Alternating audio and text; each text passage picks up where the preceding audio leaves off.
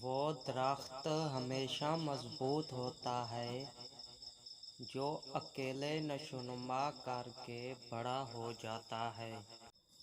خطرے سے مت ڈرو، اس کا سامنا کرو۔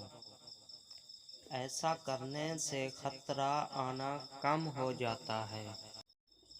جو تکلیف محسوس کرتے ہوں وہ دراصل وجوہات ہیں، انہیں غور سے سنو۔ اپنے خیالات کی ایسی حفاظت کریں جیسے آپ اپنے مال کی کرتے ہو۔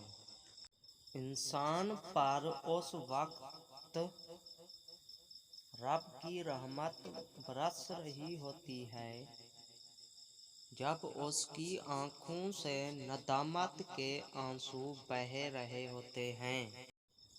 وہ شخص در حقیقت مر جاتا ہے جو کسی کے دل سے اتر جاتا ہے۔ ہر وہ چیز زہر ہے جو ضرورت سے زیادہ بڑھ جائے، جیسے لالچ، نفرت، بھوک۔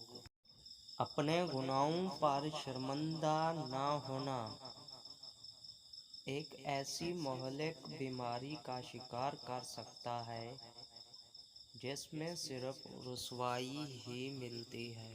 زندگی میں ہمیشہ پرسکون ہونا چاہتے ہو تو اپنے مال میں سے کچھ حصہ ضرورت مندوں میں تقسیم کرو۔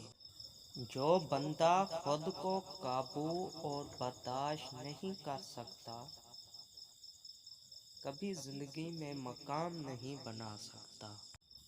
جب تمہیں یقین ہو جائے کہ تمہارا رزق اللہ کے پاس ہے تو تمہیں چاہیے کہ فوراً اللہ کی تلاش کرو۔